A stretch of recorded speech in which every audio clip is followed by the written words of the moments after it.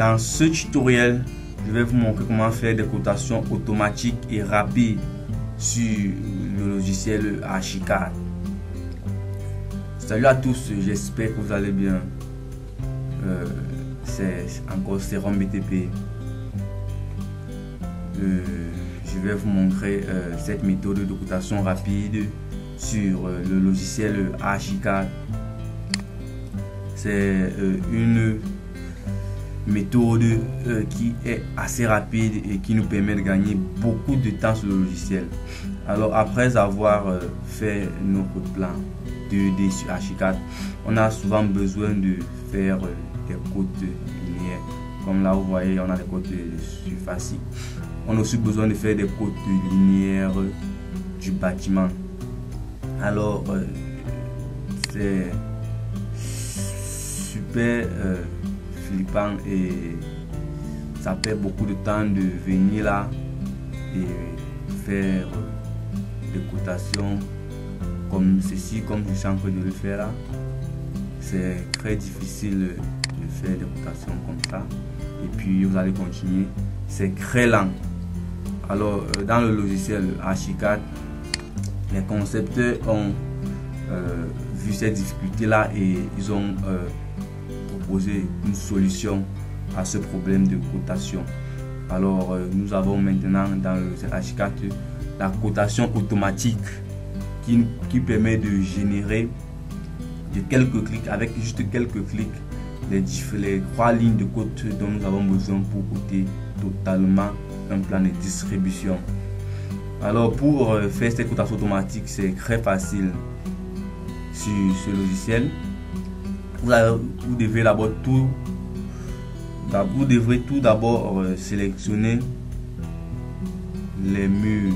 Donc comme je vais vous faire une cotation des murs là, en fait de toute la structure, en cotant avec la première ligne de code qui va représenter la ligne, la côte nu à nu des baies, c'est-à-dire de cette extrémité à l'autre, à l'extrémité de la baie fenêtre. Ensuite de cette extrémité de la baie fenêtre à l'autre.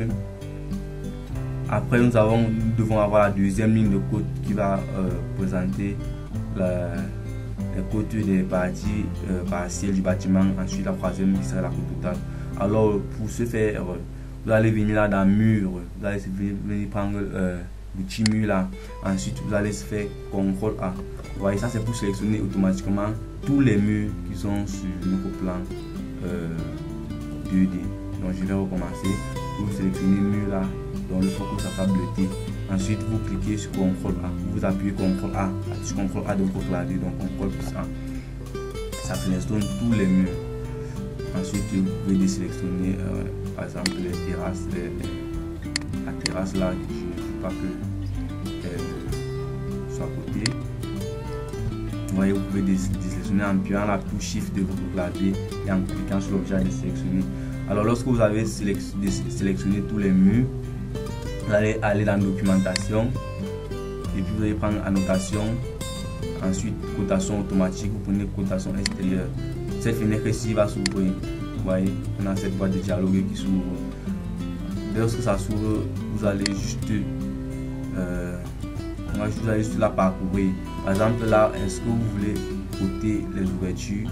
On va cliquer là sur, on va activer la cotation des ouvertures. Lorsque vous l'activez, vous allez voir, vous avez deux possibilités pour les ouvertures. Soit vous cotez le centre des ouvertures, soit vous cotez de centre à centre d'ouverture, ou alors côté d'extrémité à extrémité d'ouverture. Donc nous on va coter d'extrémité à extrémité des ouvertures. Bon, mais vous ne pouvez pas faire les deux, vous voyez. Vous ne pouvez que faire le. Alors lorsqu'on cote d'extrémité à extrémité des ouvertures, pour les portes, vous pouvez avoir une cotation. Vous pouvez avoir la taille nominale de la porte, de la baie porte, ou alors la taille du front. Alors on va laisser la taille nominale de la baie porte. Mais vous ne pouvez pas faire les deux en même temps, la taille du front, la taille nominale de la baie porte. Donc on va laisser sur taille nominale de la baie porte, ainsi que pour les baies fenêtres, c'est la même chose. Ensuite vous allez venir là dans Là, vous avez côte géométrique externe, vous avez la cotation générale. Nous, on va tout simplement sélectionner la côte générale et la côte géométrique externe. Ok, lorsque vous avez renseigné, n'oubliez pas d'activer aussi de placer les côtes sur les quatre côtés. Alors c'est tout simplement lorsqu'on active cet onglet, ça nous permet de générer les côtes sur les quatre côtés du bâtiment d'un seul coup. Alors lorsque vous avez activé et vous avez indiqué la distance des lignes de côte par rapport au mur, vous allez tout simplement cliquer sur OK. Donc vous pouvez modifier la distance là. On va faire OK. Ensuite, lorsque vous avez fait OK, lorsque vous revenez sur votre interface 2D, vous allez d'abord spécifier le vecteur direction de la première ligne de côte. C'est-à-dire, on va mettre le premier point là, et ensuite le second point. Ensuite, un petit marteau s'affiche là. On a le marteau là qui nous demande de spécifier la position de la première ligne de côte. Alors, on va juste cliquer là à l'extérieur et vous voyez, d'un seul coup, on a généré toutes les côtes sur notre bâtiment. C'est très pratique et c'est facile. Pour ceux qui ne connaissent pas encore, regardez bien le tutoriel. Vous pouvez rembobiner la vidéo et revenir vers l'arrière pour regarder et recommencer. C'est tout simplement génial. Et après avoir positionné vos côtes d'une manière automatique, vous pouvez aussi bousculer. Vous voyez là, la côte est ancrée dans le pied sur la véranda. Vous pouvez aussi la basculer vers l'arrière. C'est très facile et c'est très maniable. Donc on peut la décaler vers l'arrière pour libérer le bâtiment. Vous voyez, on peut sélectionner, ça sélectionne automatiquement toute la ligne de côte et on la bascule vers l'arrière. Même chose pour ce côté. Ok, vous avez vu comment on pouvait le faire. Je vais un peu parcourir les côtes.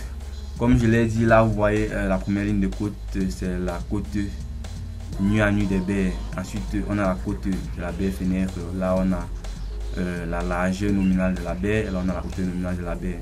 Vous voyez ça, la cotation est complète. Il n'y a pas d'erreur de cotation. Pour la baie porte également, par exemple cette baie porte ici, on a la largeur nominale de la baie porte 90, la hauteur 90. Ensuite on a la deuxième ligne de côte qui est la côte des parties essentielles du bâtiment. Vous voyez là par exemple on a côté cette ressortie ici.